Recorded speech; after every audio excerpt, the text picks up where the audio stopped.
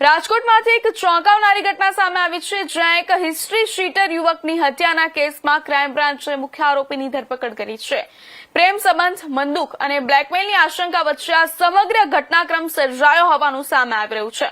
રાજકોટના રૈયાજાર વિસ્તારમાં આવેલા ડ્રીમ સિટી નજીક 32 વર્ષીય હિસ્ટ્રી શીટર ભાવેશ વાણવી પર જીવલેણ હુમલો કરવામાં આવ્યો હતો અને હુમલાખોરો સ્વિફ્ટ કારમાં આવ્યા હતા અને ભાવેશનું અપહરણ કરી તેને શીતલ પાર્ક નજીક રસ્તા પર ફેંકી દીધો હતો. ઇજાગ્રસ્ત હાલતમાં ભાવેશને સિવિલ હોસ્પિટલ ખસેડવામાં આવ્યો હતો, જ્યાં બીજા દિવસે વહેલી સવારે તબીબે તેને મૃત જાહેર કર્યો હતો. આ બનાવને પગલે યુનિવર્સિટી પોલીસ સ્ટેશનમાં હત્યા, અપહરણ, રાઉટિંગ અને એટ્રોસિટી સહિતની ગંભીર કલમો હેઠળ ગુનો દાખલ કરવામાં આવ્યો હતો. પોલીસ તપાસમાં સામે આવ્યું છે કે મૃતક ભાવેશના કૃપાલી નામની યુવતી સાથે સંબંધ હતા. સાથે જ આરોપી હમીર જોગરાણા અને કૃપાલી વચ્ચે સોશિયલ મીડિયા મારફતે વાતચીત થતી હોવાની શંકા ભાવેશને હતી.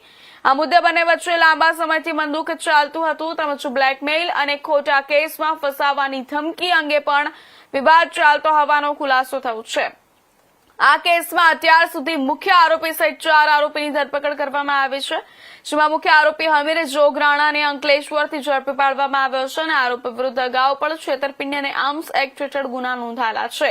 હજુ 3 આરોપી ફરાર છે, તેમની શોધખોળ ચાલુ છે.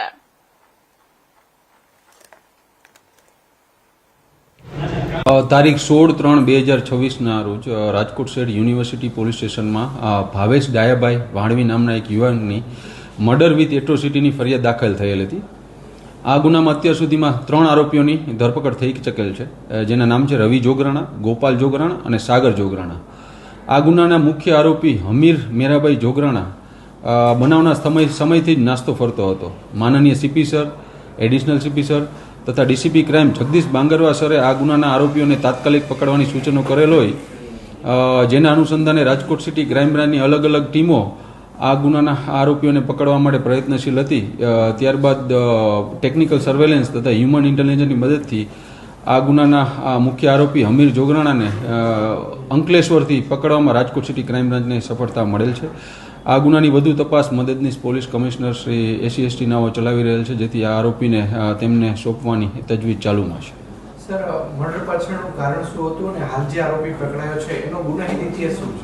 આ મર્ડરનું કારણ પ્રાથમિક પૂછપરછમાં એવું જાણવા મળેલ છે કે મૃતક ભાવેશ તેની પોતાની કોઈ સ્ત્રી મિત્ર હતી, તેની સાથે આરોપી હમીરને પણ પરિચય થયેલો હતો. ત્યારબાદ બંનેના ખૂબ ઝઘડા થતા હતા. આ ઉપરાંત મૃતક ભાવેશ દ્વારા આરોપી હમીર પાસેથી 5 લાખની માંગણી પણ કરાયેલ હતી, જેના આધાર વધારે ઝઘડા થતાં તેને આ મર્ડરનું કૃત્ય કરેલ હોવાનું પોતાની પ્રાથમિક પૂછપરછમાં જણાવેલું છે. આ ઉપરાંત કોઈ બીજા કારણ હશે તો એ પણ વધુ તપાસમાં જરૂર બહાર આવશે. આ આરોપી હમીર વિરુદ્ધ અગાઉ રાજકોટ DCB પોલીસ સ્ટેશનમાં એક આર્મ્સ એક્ટનો ગુનો દાખલ છે. આ ઉપરાંત ગીર સોમનાથ જિલ્લામાં એક ચીટિંગનો ગુનો દાખલ છે અને ગાંધીગ્રામ પોસ્ટેમાં પણ IPC 283 મુજબનો ગુનો દાખલ છે. આ મૃતક વિરુદ્ધ પણ રાજકોટના અલગ અલગ પોલીસ સ્ટેશનમાં 8 જેટલા ગુનાઓ દાખલ છે. 4 એપ્રિલ માઉન્ટ આબુ પર્વતીય